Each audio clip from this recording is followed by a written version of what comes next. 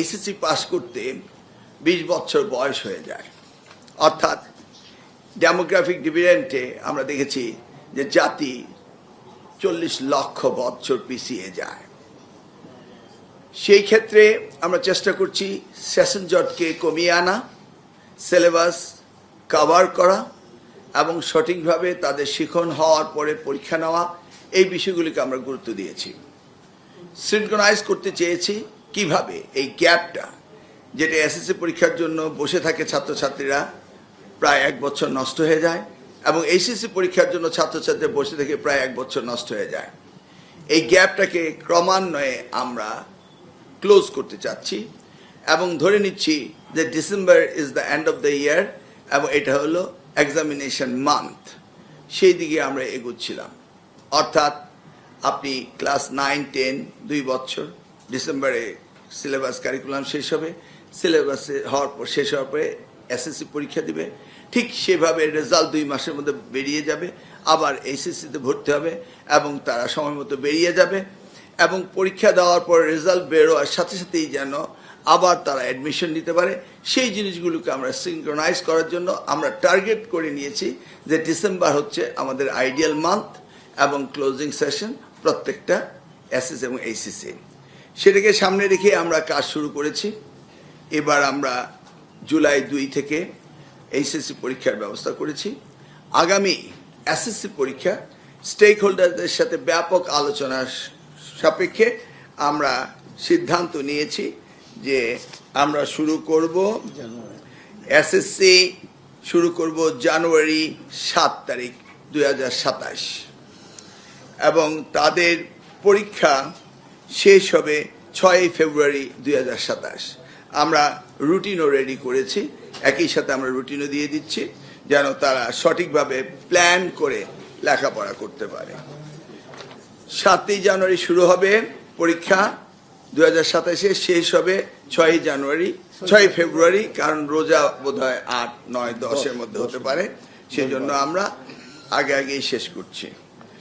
আর HSC আমরা সকলের সাথে আলোচনা করেছি, এখানে কিছুটা সময় আমরা গুছিয়ে এনেছি যেন তারা পরীক্ষা পাস করার পরে ফল সেমিস্টার ধরতে পারে সেই টার্গেট নিয়ে, এবং সিলেবাসে যেন কভার করতে পারে। যদিও এর আগে অ্যাডমিশন কিছুটা বিলম্বিত হয়েছে, সেটাকে আমরা গুছিয়ে আনতেছি।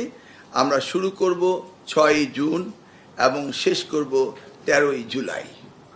আমাদের রুটিনও আমরা করে ফেলেছি, অর্থাৎ 6 জুন পরীক্ষা শুরু হবে 2027, শেষ হবে 13 জুলাই 2027। এটা হচ্ছে আমাদের মন্ত্রণালয় থেকে আমরা বোর্ড এবং স্টেক হোল্ডারদের সাথে আলোচনা করে এই সিদ্ধান্ত নিয়েছি আগামী 2027 সালের এসএসসি এবং এইচএসসি পরীক্ষার সময়সূচি এবং রুটিন।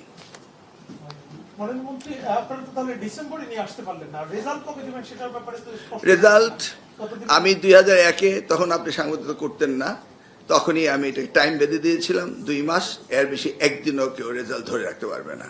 সেটাই প্র্যাকটিস হচ্ছে। তবে এখন যেহেতু আরো অ্যাডভান্স হয়েছে, এটাকে আরো স্কুইজ করা হবে, বাড়ানো হবে না।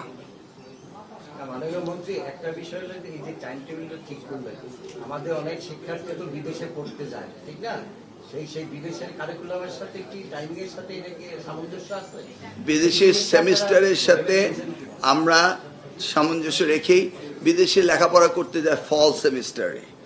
ফলটাকে সামনে রেখেই আমরা জুন মাসে পরীক্ষা নিচ্ছি, জুলাইতে শেষ হবে এবং তারা ফল সেমিস্টার ধরতে পারবে।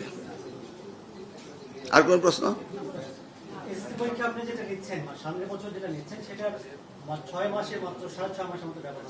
কিভাবে?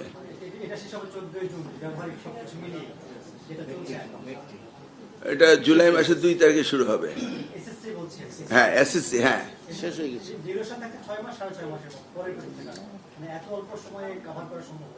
মানে কোনটা কভার করা? না, এটা তো 2 ব্যাচ। এটা হলো এসএসসি 26, ওটা হলো এসএসসি 27, দুটো তো 2 ব্যাচ। মানে বোর্ডের জন্য কি আমরা ছেলে মেয়েদের লাইফ নষ্ট করে দেবো? দরকার বোর্ডে এমপ্লয়ি বাড়াবো, এটি তো পয়েন্ট। বোর্ড পরীক্ষা দিতে পারবে না জাতির জীবনে, আমরা শিক্ষার্থীরা সময় নষ্ট করি, এটা তো হয় না। বোর্ডকে করতে হবে। বোর্ড চলবে শিক্ষার্থীদের সাথে, সেশন জোট যেন না হয়, তাই না? বোর্ড পারবে না তাই আমরা পিছিয়ে দেবো, এটা হয় না, বোর্ড পারবে। ইনশাআল্লাহ চেয়ারম্যান সাহেব আছে।